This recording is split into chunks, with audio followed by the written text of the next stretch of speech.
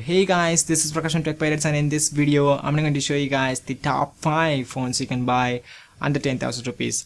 So let's get started.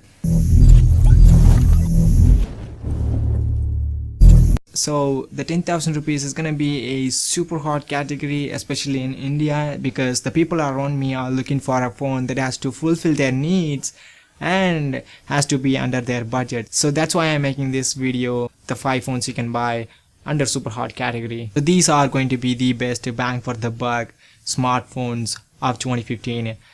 Without further ado, let's get started. So number 5 is the all new Moto E. So the Moto E has improved both in the functionality and the performance. So the first generation has a Snapdragon 200, which is not quite as expected. So you are end up getting a choppy performance with lags here and there.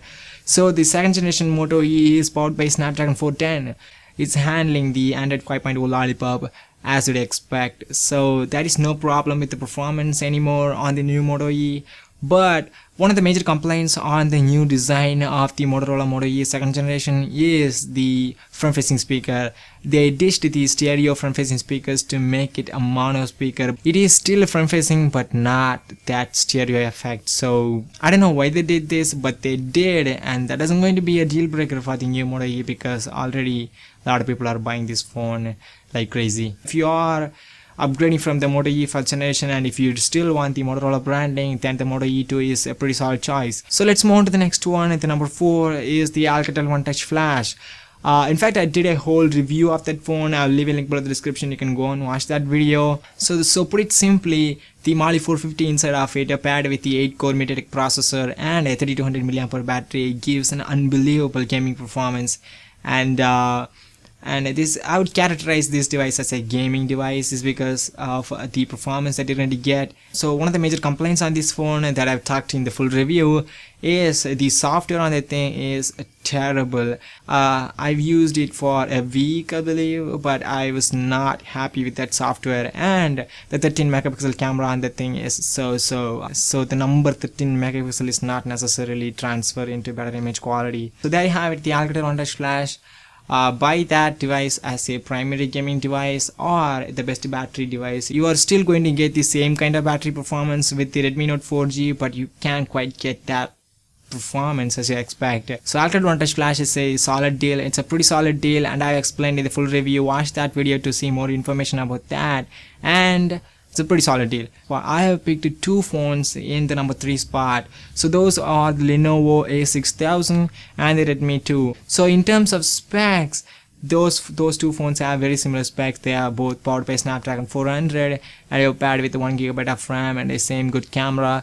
And the only difference is the screen size and the 4G connectivity on the Lenovo A6000. Lenovo A6000 is slightly ahead of Redmi 2, but you are going to get a much better experience with the Redmi 2 than the Lenovo A6000's YBUI. So the MIUI is better than the YBUI, so you are going to get the better software experience on the Redmi 2. So the reason why I am putting the Lenovo A6000 and the Redmi 2 on top of it is because of that high quality camera on that thing. It's not high quality, but it's decent enough to beat the Moto E2. And that's it. Those 2 phones are pretty solid. If you really need that 4G connectivity, you can go with the Lenovo A6000, or you can stick with the Redmi 2.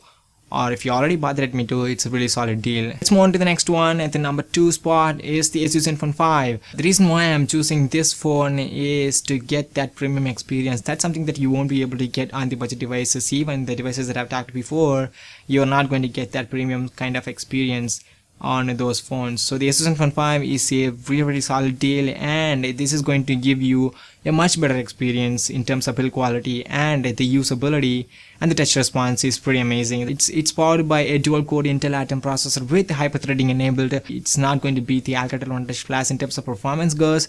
This is not going to be an unbelievable performer, but for the price you pay for it, you are going to get a high quality 8 megapixel camera and a decent performer for the price. So this is a solid choice. You're going to get a decent device for the money. So that's the Asus Zenfone 5. So the number 1 phone of the 10,000 is the Micromax Yu Yureka. Pretty much everyone on the internet talking about this phone, about how great it is and how cheap it is, and pretty much this is the maximum amount of hardware that you can buy for 10,000 rupees. As you can see, It's a 4G device, 4G enabled device, LTE supported, and a Snapdragon 605 Cortex A53 8-core 64-bit enabled device, and a Corning Gorilla Glass 3 protected a 720p display, which looks fantastic when compared to the other devices that I talked about, and it's powered by Cyanogen mod.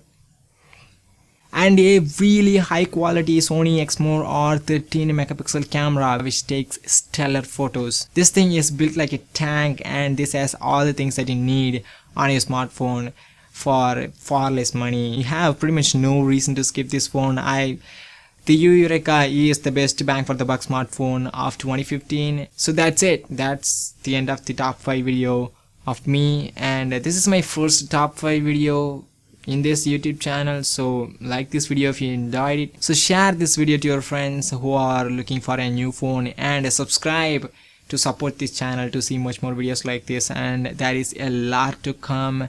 So subscribe, and thanks for watching.